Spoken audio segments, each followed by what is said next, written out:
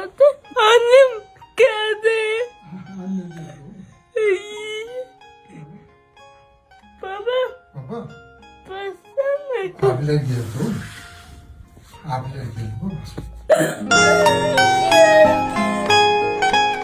Annemin sonra da melek oldu.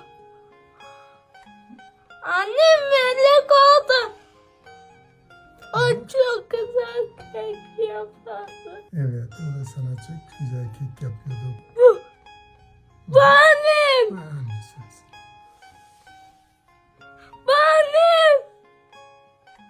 Bak. Ha? Bu annem. Evet. Bebe babası. Ha, bu da babası.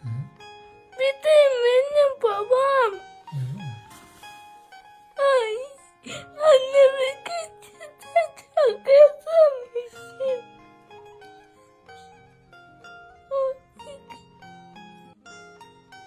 Baba. Efendim. Annemi küçükten çok özlemişim. Evet oğlum, özleyeceğim. Tamam. Annem benim için bir sürü kulağını yaptı.